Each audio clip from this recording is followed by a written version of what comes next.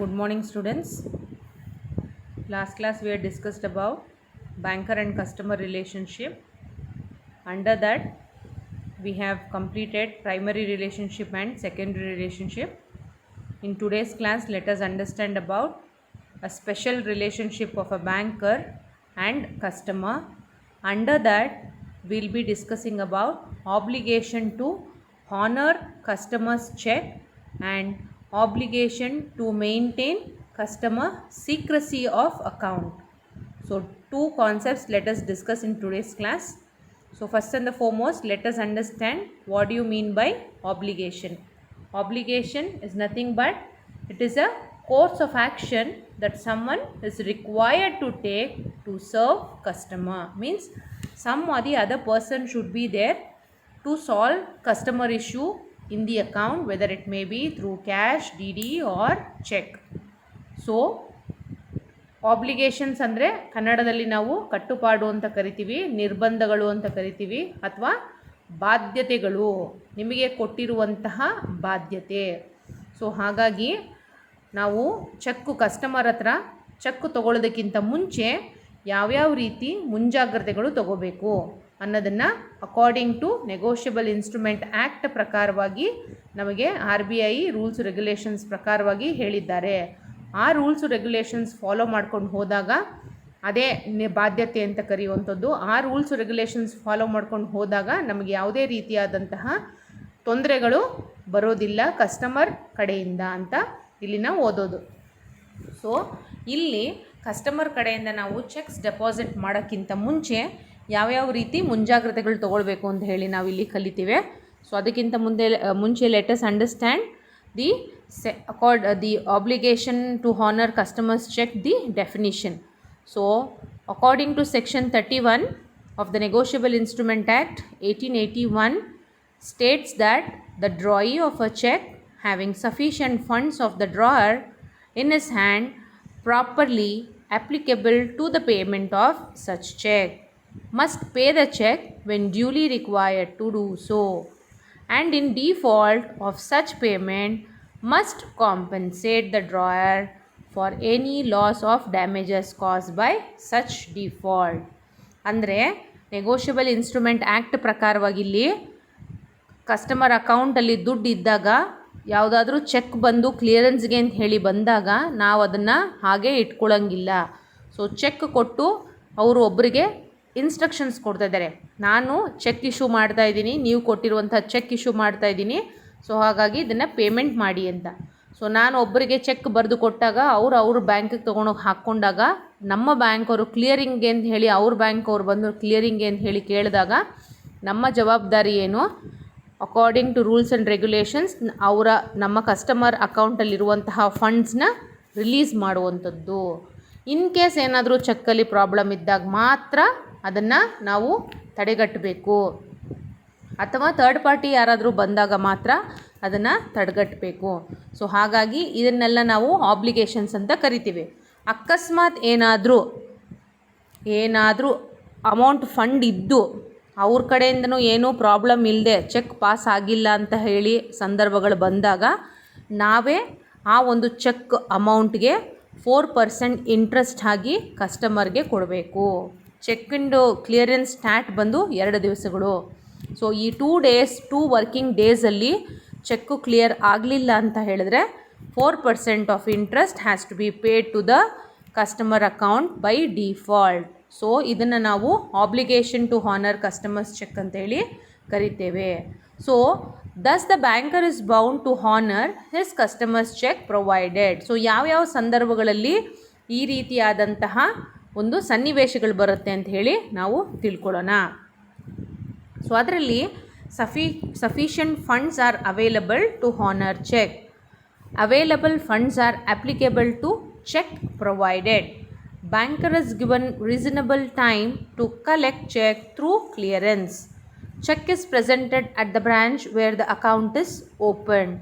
Check is properly written about the date, amount in words and figures. So ಇಷ್ಟು ಅಂಶಗಳನ್ನ ನಾವು check ತೊಗೊಳ್ಳೋದಕ್ಕಿಂತ ಮುಂಚೆ verify ಮಾಡಿ ಕಸ್ಟಮರ್ಸ್ ಹತ್ರ ತೊಗೊಳ್ಬೇಕು.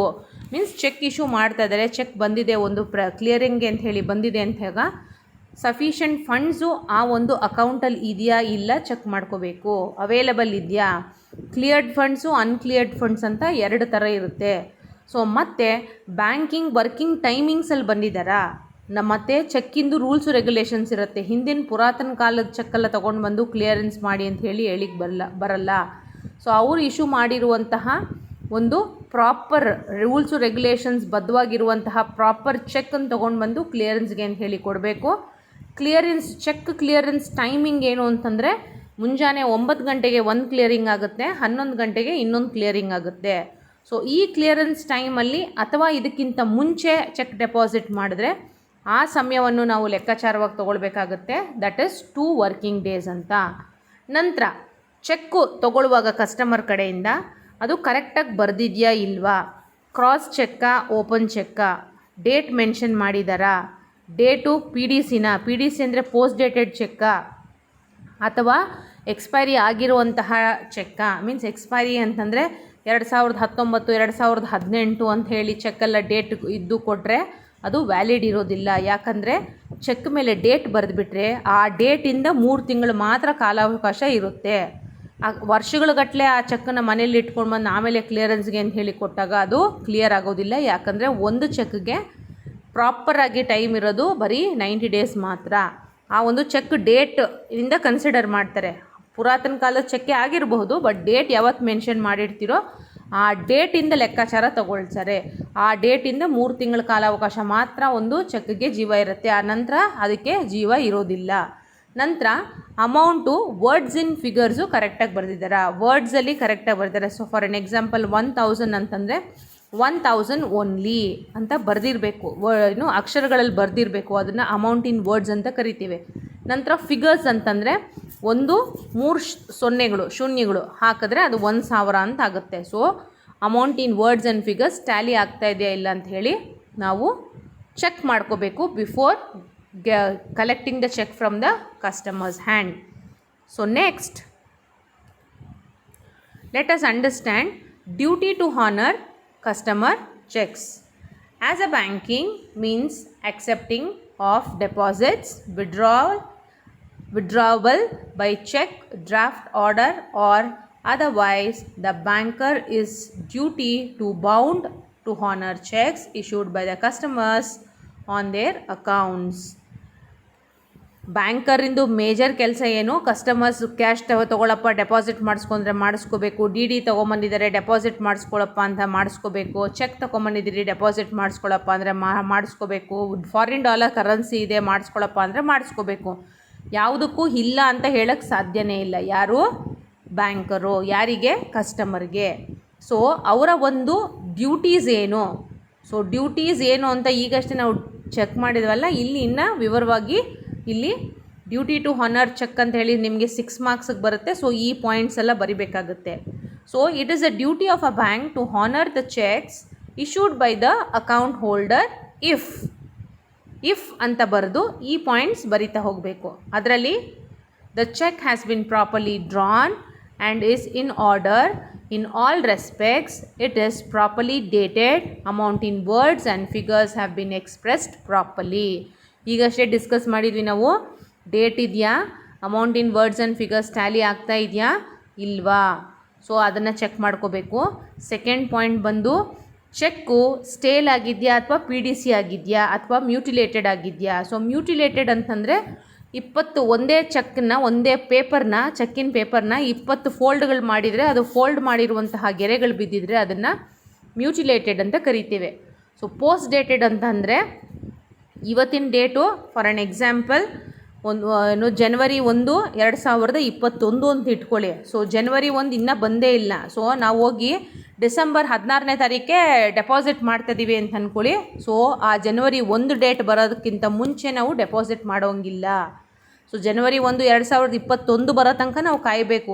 ಸಪೋಸ್ ಇವತ್ತಿನ ಡೇಟು ನಮಗೆ 19/2020 ಇತ್ತು ಅಂತಂದರೆ ಇನ್ನು ನಾವು ಒಂದು 11 ದಿವಸ ನಾವು ವೇಟ್ ಮಾಡಬೇಕಾಗುತ್ತೆ. ಅದಕ್ಕಿಂತ ಮುಂಚೆ ಡೆಪಾಸಿಟ್ ಮಾಡೋಂಗಿಲ್ಲ. ನಾವು 1ನೇ ತಾರೀಕು 2021 ಆದ ಮೇಲೆ ಯಾವಾಗಲಾದರೂ ಡೆಪಾಸಿಟ್ ಮಾಡ್ಬೋದು. ಬಟ್ ಆ 1ನೇ ತಾರೀಕು 2021ನೇ ತಾರೀಕಿಂದ 3 ತಿಂಗಳು ಕಾಲಾವಕಾಶ ಇರುತ್ತೆ ಒಂದು ಚೆಕ್ಗೆ. ಸ್ಟೇಲ್ ಚೆಕ್ ಅಂತಂದರೆ ತುಂಬಾ ಡರ್ಟ್ ಆಗಿರುವಂತಹ ಚೆಕ್ಕು ಅಥವಾ ತುಂಬಾ ಡ್ಯಾಮೇಜ್ ಆಗಿರುವಂಥ ಚೆಕ್ಕು. ಡ್ಯಾಮೇಜ್ ಅಂತಂದರೆ ನೀರಲ್ಲಿ ಹಾಕಿ ಒದ್ದೆ ಮಾಡಿ ಅದನ್ನು ಇಂಕೆಲ್ಲ ಹೋಗಿ ನಂತರ ಅದನ್ನೆಲ್ಲ ರಬ್ ಮಾಡಿದಾಗ ತುಂಬಾ ಅದು ಹಾಳಾಗಿಬಿಟ್ಟಿರುತ್ತೆ. ಸೊ ಹಾಳಾಗಿರುವಂತಹ ಚೆಕ್ಗೆ ನಾವು ಸ್ಟೇಲ್ ಚೆಕ್ ಅಂತ ಕರಿತೀವಿ. ಮುಂದೆ ಬರುವಂತಹ ಡೇಟಿನ ಚೆಕ್ಕು ಈಗಲೇ ಕೊಟ್ಬಿಟ್ಟಿದ್ದಾರೆ ಅಂತಂದರೆ ಅದಕ್ಕೆ ಪೋಸ್ಟ್ ಡೇಟೆಡ್ ಅಂತ ಕರಿತೀವಿ. ಮ್ಯೂಟಿಲೇಟೆಡ್ ಚೆಕ್ ಅಂತಂದರೆ ಒಂದೇ ಒಂದು ಚೆಕ್ಕನ್ನು 20 ಫೋಲ್ಡ್ಗಳು ಮಾಡಿರುವಂತಹ ಚೆಕ್ಗೆ ನಾವು ಮ್ಯೂಟಿಲೇಟೆಡ್ ಚೆಕ್ ಅಂತ ಕರಿತೀವಿ. ಸೊ ನೆಕ್ಸ್ಟ್ ಬಂದು signature of the account of the specimen recorded with the bank ಅಂತ ಹೇಳಿದಾಗ, ಅಕೌಂಟ್ ಓಪನ್ ಮಾಡುವ ಸಂದರ್ಭಗಳಲ್ಲಿ ಕಸ್ಟಮರು ಹಾಕಿರುವಂತಹ ಸಿಗ್ನೇಚರು ಮತ್ತು ಚೆಕ್ಕಲ್ಲಿ ಹಾಕಿರುವಂತಹ ಸಿಗ್ನೇಚರು ಟ್ಯಾಲಿ ಆಗ್ತಾ ಇದೆಯಾ ಇಲ್ವಾ, ಇಷ್ಟನ್ನು ನಾವು ವೆರಿಫೈ ಮಾಡ್ಕೊಬೇಕಾಗಿ ಬರುತ್ತೆ. ಇಲ್ಲ ಅಂತಂದರೆ ಚೆಕ್ಕು ಕ್ಲಿಯರಿಂಗ್ಗೆ ಹೋಗಿ ಅಮೌಂಟು ಕ್ಲಿಯರ್ ಆಗೋದಿಲ್ಲ. ನೆಕ್ಸ್ಟ್ ಬಂದು the cheque should be drawn on the branch where the account is maintain. So ನಿಮಗೆ ಎಲ್ಲಿ ಅಕೌಂಟ್ ಇದೆಯೋ ಆ ಒಂದು ಅಕೌಂಟಿನ ಬ್ರ್ಯಾಂಚ್ಗೆ ಹೋಗಿ ನೀವು ಚೆಕ್ ಡೆಪಾಸಿಟ್ ಮಾಡಬೇಕಾಗುತ್ತೆ. ಬಟ್ ಈಗ ನೀವು ಕೋರ್ ಬ್ಯಾಂಕಿಂಗ್ ಸಿಸ್ಟಮ್ ಬಂದಿರೋದ್ರಿಂದ HDFC ಬ್ಯಾಂಕ್ ಆಗಲಿ, ICICI ಬ್ಯಾಂಕ್ ಆಗಲಿ, ಯೆಸ್ ಬ್ಯಾಂಕ್ ಆಗಲಿ, ಆಕ್ಸಿಸ್ ಬ್ಯಾಂಕ್ ಆಗಲಿ ತುಂಬಾ ಬ್ರ್ಯಾಂಚಸ್ ಇದ್ದಾವೆ. ಸೊ ಈ ಬ್ರ್ಯಾಂಚಸ್ಸಲ್ಲಿ ನಿಮ್ಮ ಅಕೌಂಟು ಮೈಸೂರಲ್ಲಿದೆ ಅಂತ ಇಟ್ಕೊಳ್ಳಿ, ಬಟ್ ನೀವು ಚೆಕ್ ಡೆಪಾಸಿಟ್ ಬ್ಯಾಂಗ್ಳೂರಲ್ಲೇ ಮಾಡ್ಬೋದು. ಬಟ್ ಹಿಂದಿನ ಕಾಲದಲ್ಲಿ ಈ ಒಂದು ಫೆಸಿಲಿಟಿ ಇರಲಿಲ್ಲ. ಸೊ ಸಫಿಷಿಯೆಂಟ್ ಬ್ಯಾಲೆನ್ಸು ಅಕೌಂಟಲ್ಲಿ ಇದೆಯಾ ಇಲ್ವಾ, ಪೇಮೆಂಟ್ ಚೆಕ್ ಪೇಮೆಂಟ್ಗೆ ಅಂತ ಹೇಳಿ ಕ್ಲಿಯರಿಂಗ್ ಆಗುತ್ತಾ ಇಲ್ವಾ, ಇಲ್ಲ ಅಂತಂದರೆ ಸರ್ ಸಫಿಷಿಯೆಂಟ್ ಬ್ಯಾಲೆನ್ಸ್ ಇಲ್ಲ ಈ ಚೆಕ್ಗೆ ಪೇಮೆಂಟ್ ಮಾಡಲಿಕ್ಕೆ ಅಂತ ಹೇಳಿ ಕಳಿಸ್ಬೇಕಾಗತ್ತೆ ಕಸ್ಟಮರ್ನ. ನಂತರ ಚೆಕ್ ಡೆಪಾಸಿಟ್ ಮಾಡಿರುವಂಥದ್ದು ವರ್ಕಿಂಗ್ ಡೇ ಇದೆಯಾ, ಏನಾದರೂ ಗೌರ್ಮೆಂಟ್ ಹಾಲಿಡೇಸ್ ಇದೆಯಾ ಅಥವಾ ಹಬ್ಬಗಳಂತ ಹೇಳಿ ಬಂದಾಗ ಆ ಹಾಲಿಡೇಸ್ ಇದ್ದರೆ ಕನ್ಸಿಡರ್ ಮಾಡುವಂಗಿಲ್ಲ. ನಂತರ ಚೆಕ್ ಡೆಪಾಸಿಟ್ ಮಾಡಿರುವಂಥದ್ದು business hours of the branch ಇದೆಯಾ ಇಲ್ಲ ಅಂಥೇಳಿ ಚೆಕ್ ಮಾಡ್ಕೋಬೇಕು. ಬಿಸ್ನೆಸ್ ಅವರ್ಸ್ ಅಂತಂದರೆ ಬೆಳಗ್ಗೆ ಮುಂಜಾನೆ 9 ಗಂಟೆಯಿಂದ ಸಂಜೆ 3:30 ಒಳಗಡೆ ಅಕೌಂಟ್ಗೆ ಡೆಪಾಸಿಟ್ ಮಾಡ್ಕೊಬೇಕಾಗಿರುವಂತಹ ಟೈಮು. ಅದಲ್ಲದೆ ನಾನು ಮಧ್ಯರಾತ್ರಿ ಬಂದು ಡೆಪಾಸಿಟ್ ಮಾಡಿದೆ, ಮುಂಜಾನೆ 4 ಗಂಟೆಗೆ ಬಂದು ಡೆಪಾಸಿಟ್ ಮಾಡಿದ್ರೆ ಅಂತ ಹೇಳಿದ್ರೆ ಅದನ್ನು ನಾವು ಕನ್ಸಿಡರ್ ಮಾಡೋಕ್ಕೆ ಆಗೋದಿಲ್ಲ. ಸೊ ಚೆಕ್ಕನ್ನು ಪ್ರೆಸೆಂಟ್ ಮಾಡಬೇಕಾಗಿರುವಂತಹ ಟೈಮಿಂಗ್ಸ್ ಬಂದು ಬೆಳಗ್ಗೆ ಮುಂಜಾನೆ 9ರಿಂದ ಸಂಜೆ 3 ಗಂಟೆ ಒಳಗೆ ಮಾತ್ರ. ನಂತರ ಎಂಡೋರ್ಸ್ಮೆಂಟ್ ಅಂದರೆ ಕಸ್ಟಮರ್ ಸಿಗ್ನೇಚರು, ಅದು ಕರೆಕ್ಟಾಗಿ ಇದೆಯಾ ಇಲ್ಲ ಅಂಥೇಳಿ ಮತ್ತೊಂದು ಸತಿ ಪರಿಶೀಲನೆ ಮಾಡಬೇಕು.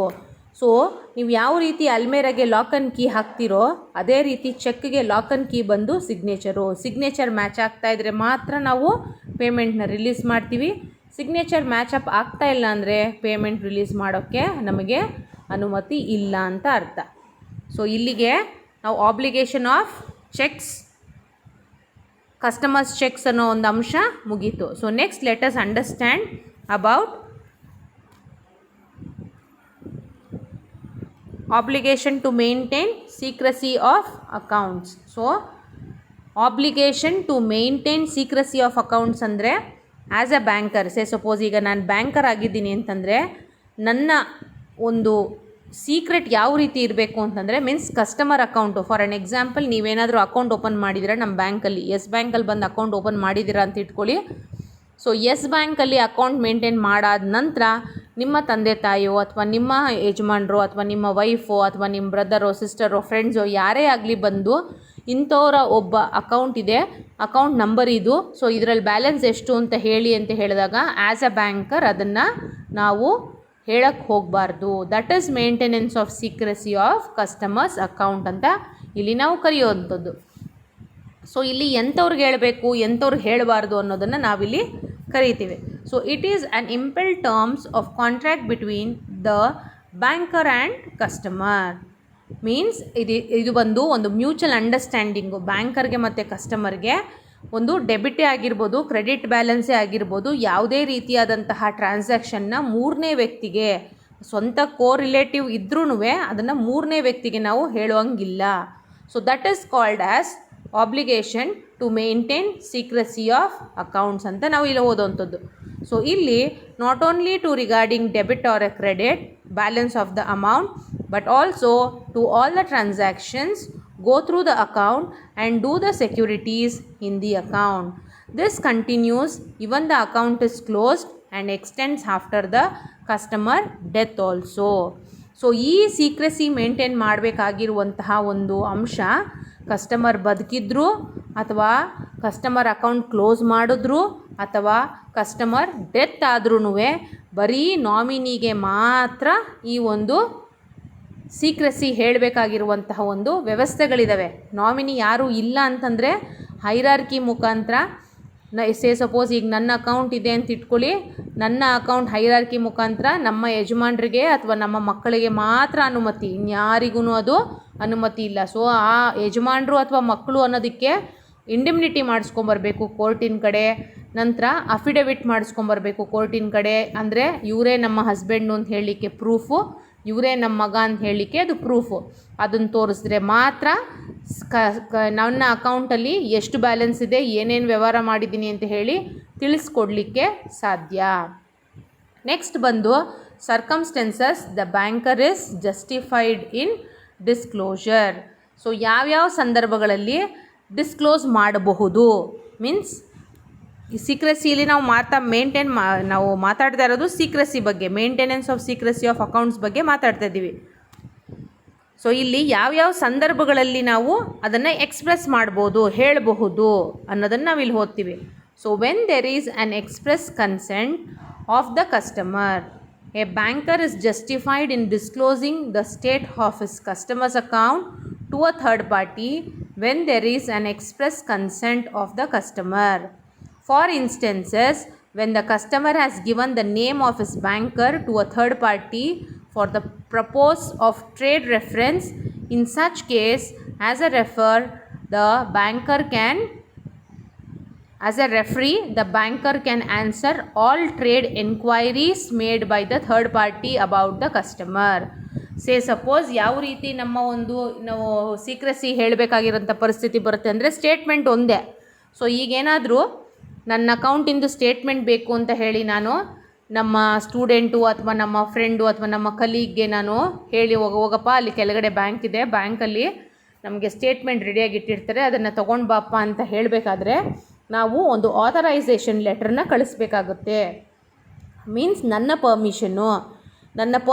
ಪರ್ಮಿಷನ್ ಅಂದರೆ ಒಂದು ಈಗ ಫೋನು, ವಾಟ್ಸಪ್ಪು, ಟ್ವಿಟ್ಟರು, ಫೇಸ್ಬುಕ್ಕು ಎಲ್ಲ ಬಂದಿದೆ, ಇಮೇಲ್ಸ್ ಎಲ್ಲ ಬಂದಿದೆ.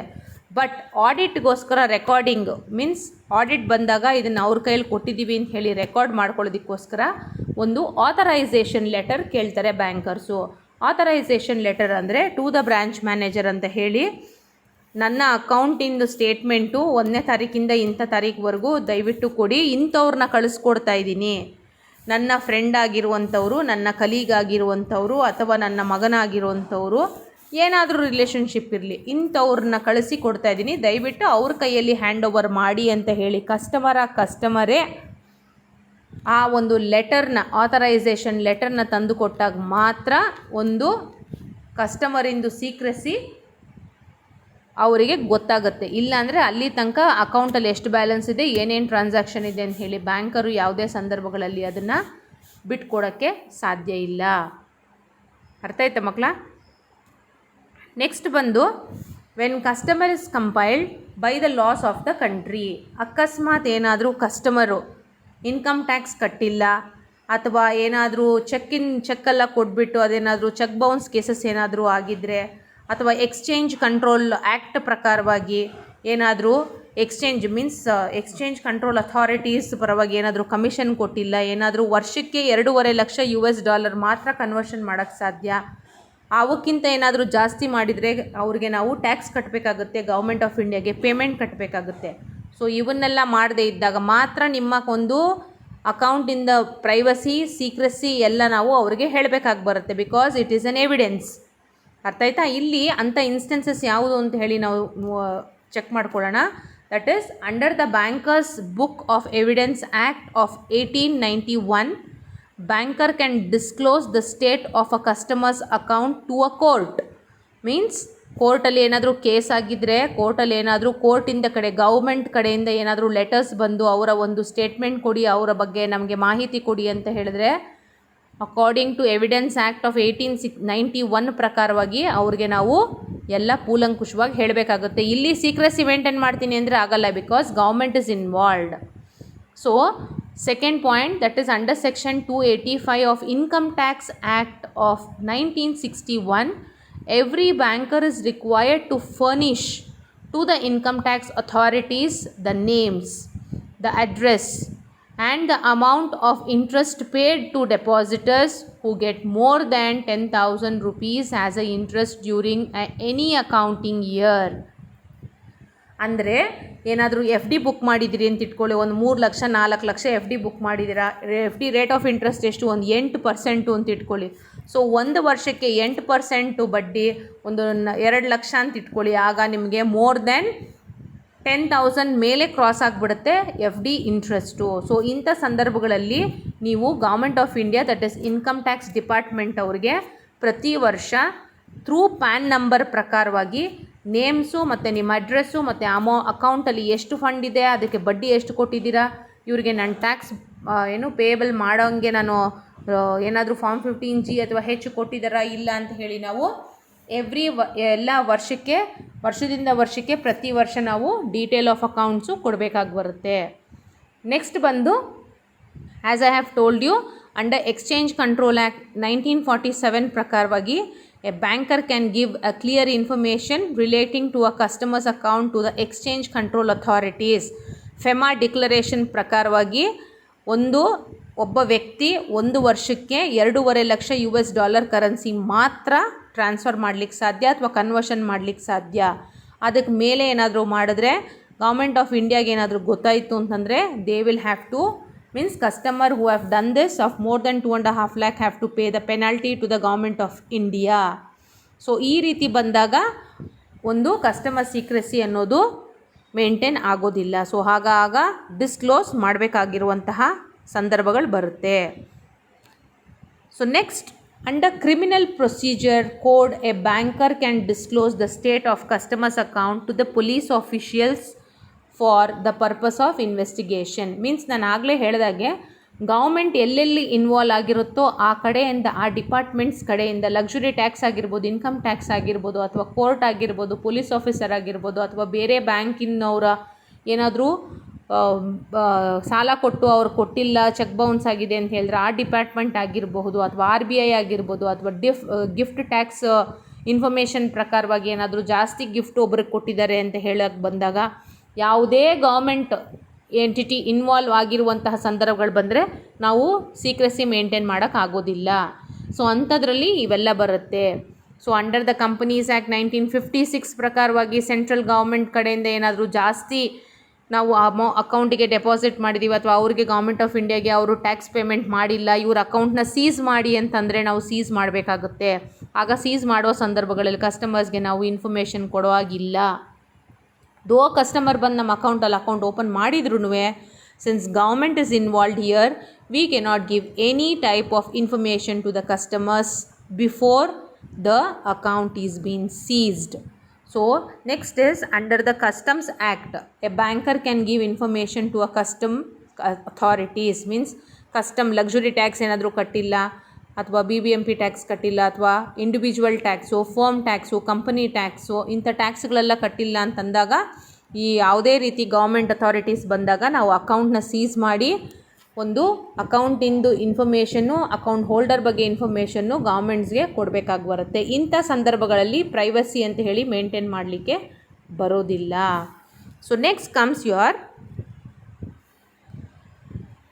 when he is ಅಂದರೆ when customer is under public duty to disclose. Government ಕೆಲಸದಲ್ಲಿ ಏನಾದರೂ ಇದ್ದು ಆ್ಯಂಟಿ ಸೋಷಿಯಲ್ ಆ್ಯಕ್ಟಿವಿಟಿ ಏನಾದರೂ ಮಾಡಿದಾಗ ನಾವು ಡಿಸ್ಕ್ಲೋಸ್ ಮಾಡಬೇಕಾಗುತ್ತೆ. ಫಾರ್ ಎನ್ ಎಕ್ಸಾಂಪಲ್, ಯಾರಾದರೂ VIPs, that is very important person in politician ಅಂತ ಇಟ್ಕೊಳ್ಳಿ. ಆ ಪೊಲಿಟಿಷಿಯನ್ ಬಗ್ಗೆ ಇವ್ರು ಏನೋ ಒಂದು ವ್ಯವಹಾರ ಮಾಡ್ತಾಯಿದ್ದಾರೆ, ಬೇರೆ ಕಂಟ್ರಿ ಜೊತೆ ವ್ಯವಹಾರ ಮಾಡ್ತಾಯಿದ್ದಾರೆ, ಸೊ ನಕ್ಸಲಿಟ್ಸ್ ಜೊತೆ ಇವ್ರದ್ದು ವ್ಯವಹಾರ ಇದೆ ಅಂತ ಹೇಳಿ ಬಂದಾಗ, ಅವ್ರಿಗೇನಾದರೂ ಗೊತ್ತಾದಾಗ ಆ ಒಂದು ಸಂದರ್ಭಗಳಲ್ಲಿ ಕೂಡ ನಾವು ಕಸ್ಟಮರಿನ ಒಂದು ಎಲ್ಲ ಇನ್ಫಾರ್ಮೇಷನ್ನು ಹೇಳಬೇಕಾಗಿ ಬರುತ್ತೆ.